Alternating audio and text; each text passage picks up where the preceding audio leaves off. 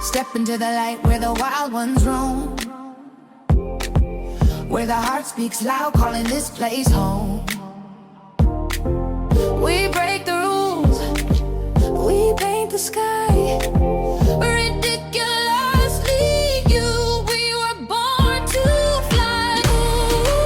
Ooh, it's ridiculously you. Hey, welcome everyone. My name is Julie May. I'm your host of the Ridiculously You podcast. And I'm so excited about our guest today. Athena is a trauma-informed coach, a workplace liberation expert. She helps people escape burnout, reclaim their nervous systems, reclaim their inner voices. She survived a traumatic brain injury, which is something we have in common, and brain surgery and toxic workplaces that nearly broke her spirit. And she survived to come and teach us about nervous system science, music, movement, and some radical honesty to help us get back to ourselves. So, welcome, Athena. I'm so excited to have you. Thank you for having me. That was quite the intro. I love it. Well, you're quite the person, so then you can give a good intro. So, Athena, tell us a little bit more about your story. Like, how did you get into the healing of music and all of these things that you're into now? I've always been into music. Always, for as long as I can remember. But like I found Rise Against and I found punk music. And my mom was seeing my mom and she had to go to the hospital on the way back from the airport. And so her friend kind of sat me down and was like, here's Pennywise. This is punk. And I was like, oh, changed Your my life. brain's just like, And then like Rise Against just saved me. And so Rancid, Rise Against, now the Interrupters, I love them so much. Um just that music saved me. And like I've battled depression, I think the majority of my life. And just when I have music, I've got a place to go, and it would give me, I'm a dancer, so it also mm. I would, connect in that way. And it just, that's where I was like, this is awesome. And then you kind of go to a show and you have, you're feeling how you feel, and then you look around and so many other people are feeling the same way, and you're like, wow, okay, this resonates. I'm not alone feeling this, and like you kind of band together, and it's awesome. So you're a big concert goer then? I am. Yeah. What's your favorite concert you've ever been to? The Interrupters, and they were with this awesome British band called the Skints, which if you don't know them, check them out because they're amazing. And then they were with Flogging Molly. Oh my God. Yeah, Flogging Molly there. I've seen like I started, I think, seeing them when I was like 13 years old, and I Uh-huh. didn't understand like this is ska or this is punk. I was like, it's awesome and I love it. So they were kind of headlining, and how we got there, it was a 2-day trip that we took from Phoenix to Denver, and we had to stop in Durango, Colorado to like car camp because we were really broke. But it was an awesome trip, I love and the show that. was amazing. And I got to pass the singer a note. Oh, you Um, did? I watched her read it, and then I also got I got a picture with her. And I got back to the hotel, and I was like, "This show is awesome! Oh my God!" And then she like commented on it, and I was like, "Oh, life made. Okay, I'm good." Oh, wow. Music is amazing. We've got like two concerts we're going to like next month. I'm a big concert goer too. I'm like, I freaking love music. And I was telling Athena before the show, I used to teach music in elementary school. That was one of my favorite jobs I've ever had. I've always been in kind of an education background, but teaching music was probably my very favorite one because there's something about the healing power of music, and it touches your brain in different ways than so many other modalities can touch your brain. Which, if you're somebody who's a little neurodiverse, or you're somebody with, like you and I, with traumatic brain injury, having something that actually connects to the deeper parts of your brain on like that somatic level makes a giant difference. So, did you get into more the healing power of music before your injury or after, or it's been there your whole life? It's been there my whole life. When I was in university, I would stage manage, and so I was always lock things up, and I took the bus. That doesn't actually matter. I was the last one out, and so I Yeah. would always lock things up, and I was like, well, no one's gonna know if I just stay here and dance for a while in this really big empty studio. And so I would just vent everything out and just turn it up real loud and just dance my everything out because so I went to school for dance production. Ooh, So beautiful. I was on the production side, but I was like, hey, I'm still a dancer and everyone's left. Might as well. And so it's always been healing for me. And then when I had a brain injury and they were like, look, you're not gonna walk again and you're not, I had it's all motor planning of like, I know what it is up here, but putting it in my body. So I did pretty much every song that you can clap to get my rhythm back. Mm.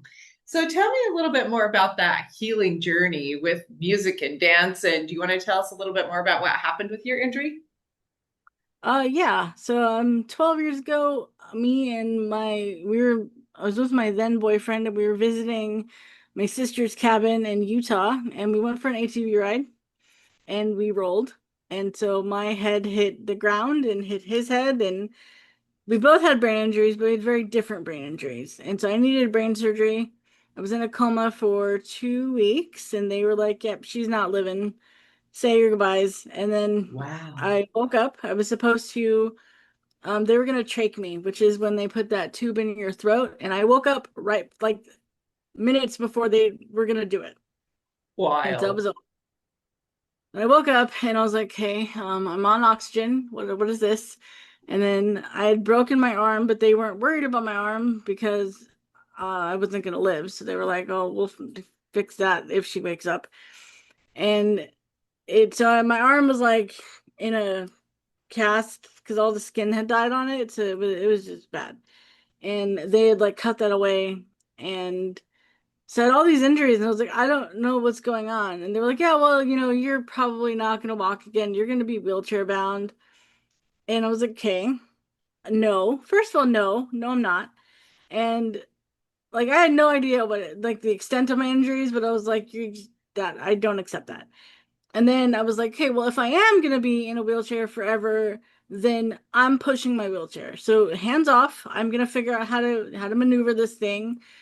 And then they had to get the right size for me because I'm really small. I'm really short. And that was the whole thing. But I got a really good nurse that was on my side and was like, "Oh, you're an archer and you're a dancer. Let's do this." And he would get up in the morning and just be like, "All right, come on, let's go." And I was like, "Yes, okay, awesome." And so I was like, and from just the discipline side of it, of being a dancer, if you tell me, because like I went to a second hospital that was like kind of like hands off, like my sister was in the hospital room the whole time, was hospitalized for 2 months. And so at the first hospital, she was there the whole time. And then the second one, I was in like right off the nurse's station. So they were like, okay, we can go home. But they were like, "Okay, we're gonna pick you up for 7 o'clock for PT," and I was like, "Okay." So I set my alarm for like 6:45, and I got up and I got myself dressed and was like, "Okay, come get me, I'm ready. Please get me out of this room." And they were like, I didn't realize that when they said 7, they meant they'll come and get you and help you dress and because you're a freaking brain injured patient, like they're gonna help you. I didn't know that. I was like, oh no, I gotta be ready at 7. I gotta be good to go. And I was. And so I was able to walk out of the hospital, but they wouldn't let me walk. They were like, you can't do it. So then I wanted theme music and they wouldn't let me do that either. And I was like, fine, okay. Rude. Um, Yeah, so you could have walked out. So by the end of 2 months, you were in walking shape again? it wasn't pretty walking, but I was walking. It was kind of like a zombie because I would like drag my one of my feet behind me when I got tired. Uh-huh. I had to like really focus on like, okay, strike. How do you walk again? I watched a lot of kids walk because it was like I learned how to do it at some point. I don't remember it, but it was a time. And so I got back to kind of walking and running around backstage and getting back to my job. And there was just this like, okay, I was singularly focused on like, I'm going to get out of the hospital and I'm going to get my life back. And then I kind of got home and I was like, now what? We didn't plan for this. We didn't plan for how hard it was going to be to like take care of yourself and like get up and do all the things. And so the music came in a lot, a lot for that. And then just like getting the rhythm back. And so I listened to so many songs that have clapping in them. Punk songs that have clapping in them, like lots of Red Hot Chili Peppers for that. But Yeah. I did it, and I went out with my friends and I lived in Vegas, and so all my friends were in bands and um, like jazz bands and stuff. And there was a cover band, and I went with my friend, and she's like, "Well, what's with the cane?" And I was like, "Well, I can't walk." And she goes, "Come here."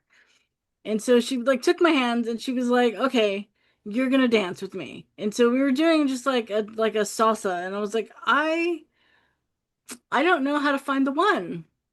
Mm. My body can't do this. And it literally was like step, step, step, step. But she helped me do it and helped me get back to it and find that rhythm again. So it was a lot of Red Hot Chili Peppers. A lot of chili peppers. Red Hot Chili Peppers came in to save the day. You did not know that that was going to be happening for you, right? Too fun. So tell me a little bit about your life now. How's your movement now?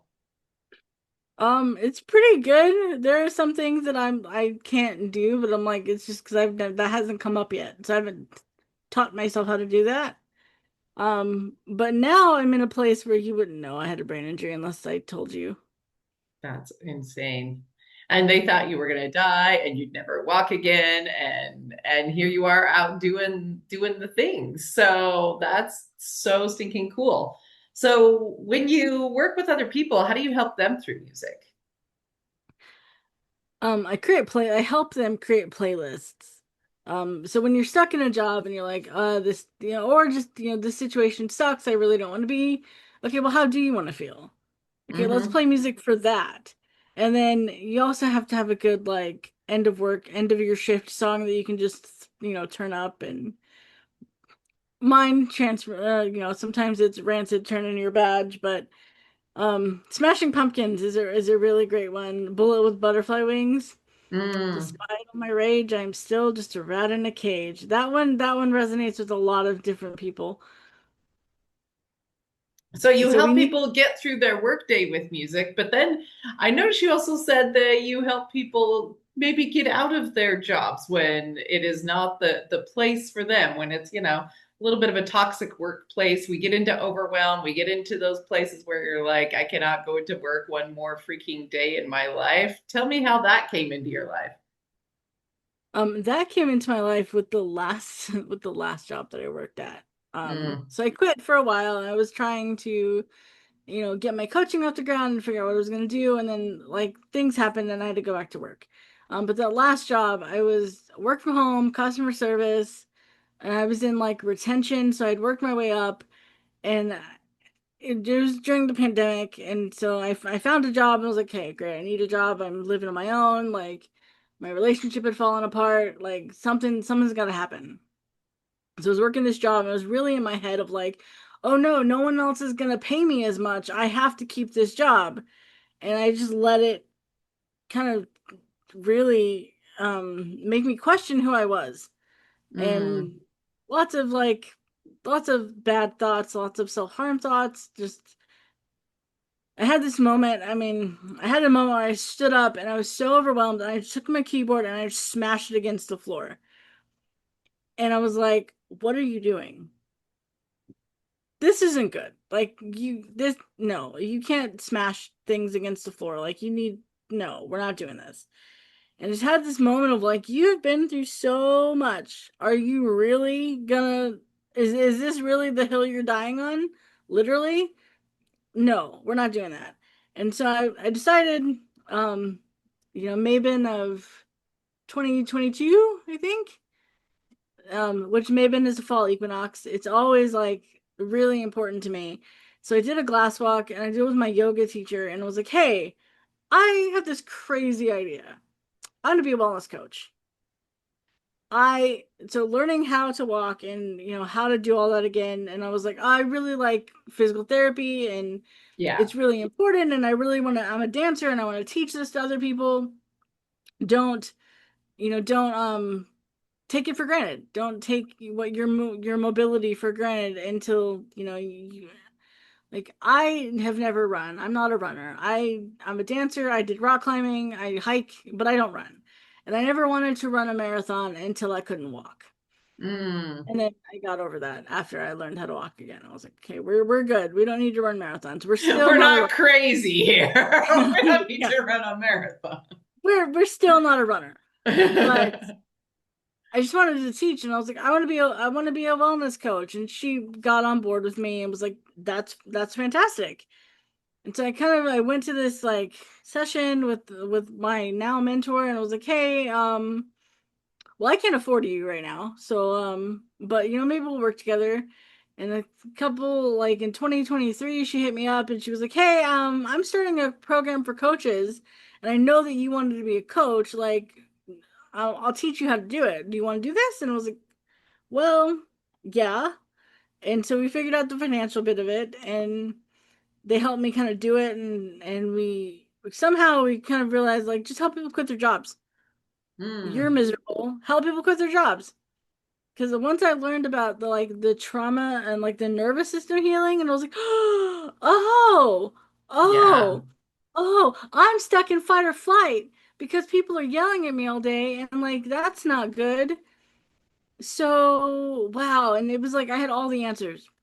And I was like, Mm. oh, I get it now. And I was like, so I just wanted to teach people how to do that. And then I can't tell you what job that was, but it was it's a very well-known company that I was like, oh, this is really bad. Like I cannot do this.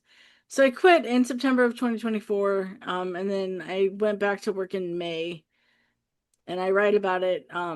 That's it's that this job is even more toxic for different reasons. But I do write about my experience in this job in my field reports that I publish on Sundays. Oh, that's cool. Where can they find your field reports? They can find them on my website, or they can find them on Substack. And what's your website? My website is beacons.ai/leaning into Luna. Hmm. One day I'll have a website when I figure out what I want to call it. Um, or you can find me on Substack at Leaning into Luna. Love that. Okay. You ready for lightning round? We're going to do a whole bunch of Let really quick questions. go. Okay. What's your favorite song to dance to? As we live. Okay. Beautiful. Uh, Tell me something that makes you feel beautiful.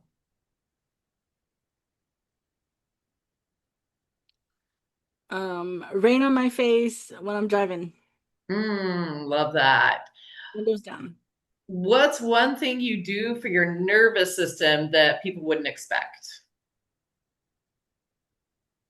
Um, I hum. Mm, Love that. What's your idea of a fun night?